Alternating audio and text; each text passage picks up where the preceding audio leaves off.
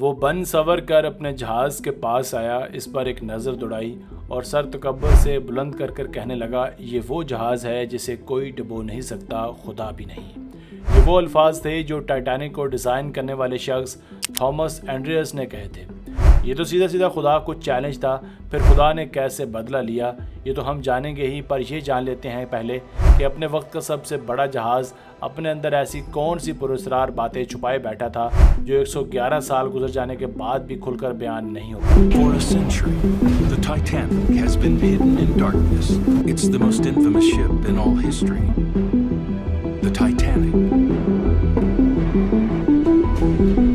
The ship is disappearing. دوستو، Titanic کو Harland and Wolff and White Star Line نامی company نے مل کر بنایا تھا۔ اس جہاز کو بنانے کے لیے لگ بھگ 3000 مزدوروں سے دن رات کام کروایا گیا۔ کہا جاتا ہے کہ اسی چکر میں 8 مزدور اپنی جانیں بھی گنوا بیٹھے۔ یہ حادثہ ٹائٹینک میں آگ لگانے کی وجہ سے پیش آیا تھا۔ جو 8 لوگ اس میں جل کر مرے ان میں سے 3 لوگوں کی شناخت تک نہیں ہو پائی۔ ستم ظریفی یہ ہے کہ ٹائٹینک جہاز کی جب برف کے تودے سے ٹکر ہوئی تو یہ تودا بالکل اسی جگہ سے ٹکرایا جہاں آگ لگی تھی۔ آگ لگنے کی وجہ جہاز کے سٹیل کافی کمزور ہو چکا تھا، جو برف کا تودا ٹکرانے سے اسی وقت کریک ہو گیا۔ ٹائٹینک بنانے والے کو اس بات کی جلدی تھی کہ اسے جلدی سے سمندر میں لانچ کیا جائے، کیونکہ یہ اس وقت کا سب سے بڑا آبجیکٹ تھا جو پانی میں اتارا جانا تھا۔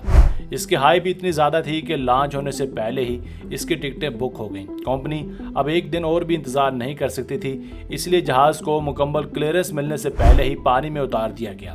کسی نے بھی جہاز کے اس حصے کو جو آگ لگنے کی وجہ سے کمزور ہوا تھا بالکل سیریس نہیں لیا تھا۔ یہ جہاز 2 پوزیشنز میں ڈیوائیڈ تھا، سچ پوچھے تو 2 کلاسز میں ڈیوائیڈ تھا۔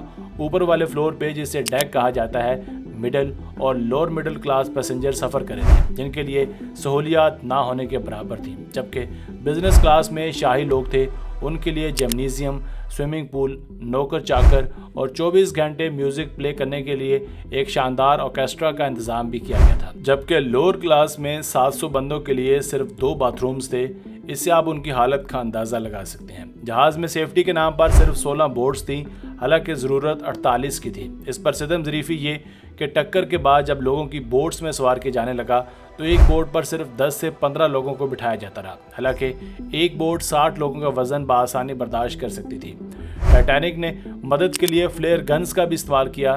صرف چند کلومیٹر دور موجود ایک SSC کیلیفورنیا نامی جہاز ان فلیئرز کو دیکھا، مگر یہ سوچ کر اگنور کر دیا کہ شاید کسی جہاز میں کوئی فنکشن وغیرہ یا پارٹی ہو رہی ہے۔ جہاز میں کل ملا کر 2240 پیسنجر سوار تھے۔ 1500 سے زائد لوگ ڈوب کر مارے گئے۔ سمندر کا پانی اس قدر ٹھنڈا تھا کہ زیادہ تر لوگ ہائپوتھرمیا کی وجہ سے مر گئے۔ ان مرنے والوں میں وہ تھامس اینڈریس بھی تھا جس نے خدا کو چیلنج کیا تھا۔ آج اس کا جہاز بما اس کے غرور سمندر کی گہرائیوں میں کہیں غرق ہو چکا تھا اور بعد میں اس کی ڈیڈ باڈی تک نہیں ملی تھی۔ اس جہاز کے کیپٹن سمتھ کا یہ آخری سفر تھا، کیونکہ اس نے اس کے بعد ریٹائرڈ ہو جانا تھا۔ سب یہی چاہتے تھے کہ جہاز اپنے مقررہ وقت سے پہلے نیو یارک پہنچ کر سب کو حیران کر دے، اس لیے جہاز کی سپیڈ کو غیر ضروری طور پر بڑھا دیا گیا۔ یہی وجہ تھی کہ جب برف کا تودا دے کر جہاز کو موڑا گیا تو وہ بروقت نہیں مڑ سکا اور سائڈ سے ٹکرا گیا۔ یہاں پر کچھ ایکسپرٹس یہ بھی کہتے ہیں کہ اگر جہاز سائڈ سے ٹکرانے کے بجائے سیدھا ٹکراتا تو نقصان بہت کم ہوتا۔ جہاز میں ایک دوربین یعنی بائناکولر بھی موجود تھی، جس کی مدد سے دور موجود تودے کو آسانی سے دیکھا جا سکتا تھا، مگر دوربین ایک کیبن میں رکھی ہوئی تھی اور اس کیبن کی چابی کس کے پاس تھی کسی کو بھی نہیں پتا تھا۔ اس جہاز میں جان جیکب ایسٹر فور نامی ایک بندہ سوار تھا، جسے اس وقت کا سب سے امیر ترین شخص بھی مانا جاتا ہے۔ وہ بھی اس حادثے میں مارا گیا۔ کہا جاتا ہے کہ جب اس کی ڈیڈ باڈی ملی تو اس کی جیب سے $2440 برآمد ہوئے، جو آج کے تقریباً $74,000 کے برابر بنتے ہیں۔ اگلے دن نیوز پیپرز نے یہ خبر چھاپی تو دنیا کے بڑے بڑے نیوز پیپرز نے غلطی سے لکھ دیا کہ اس حادثے میں کوئی بھی جہاں بحق نہیں ہوا۔ یہ واقعی میں ایک بہت بڑا بلنڈر تھا۔ جب جہاز ڈوبنے لگا تو لائف بوٹس پر سب سے پہلے عورتوں اور بچوں کو سوار کیا جا رہا تھا۔ کہا جاتا ہے کہ بہت سے مرد عورتوں کے کپڑے پہن کر چپکے سے ان بوٹس پر سوار ہو گئے۔ دونوں ہاتھوں سے سلام ہے ان 25 انجینئرز کو جو جہاز کے ڈوبتے وقت بھی جہاز کے الیکٹریسٹی اور باقی فنکشنز کو ایکٹیو رکھنے کے لیے پاور سپلائی کرنے میں بزی تھے۔ وہ جہاز کے ریڈیو کو تب تک پاور سپلائی کرتے رہے جب تک جہاز مکمل طور پر ڈوب نہیں گیا۔ ان 25 انجینئرز میں سے کوئی بھی زندہ نہیں بچ پایا، مگر وائلٹ جیسوپ نامی ایک نرس جو اس جہاز میں سوار تھی وہ نہ صرف اس تاریخی حادثے میں زندہ بچی بلکہ بعد میں بھی ایک اور شپ ایکسیڈنٹ میں اسے زندہ بچا لیا گیا تھا۔ اس کے علاوہ روڈا نامی ایک اور خاتون جو جہاز کے ڈوبنے کے ساتھ ہی سمندر کی گہرائی میں چلی گئی تھی، اسے بھی زندہ نکال لیا گیا تھا۔ ساؤتھ ہیمپٹن وہ جگہ ہے جہاں سے یہ جہاز روانہ ہوا تھا۔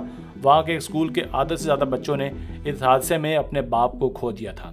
جہاز میں سے دا نارویٹل نامی 2 بچوں کو ریسکیو کیا گیا جن کو ٹائٹینک آرفنز کے نام سے بھی جانا جاتا ہے۔ ان بچوں نے اپنے دونوں پیرنٹس اس حادثے میں کھو دیے تھے۔ ایس ایس کیلیفورنیا نامی وہ جہاز جو فلیئر گن کو دیکھ کر بھی ٹائٹینک کی مدد کے لیے نہیں آیا تھا، وہ بھی اس حادثے کے 3 سال بعد ڈوب گیا۔ تو بس یہیں تک تھی آج کی ویڈیو۔ کیا آپ کا خیال ہے کہ جہاز یعنی ٹائٹینک جہاز اپنی غلطیوں کی وجہ سے ڈوبا یا یہ محض ایک حادثہ تھا؟ ہمیں کمنٹ سیکشن میں لازمی بتائیے گا۔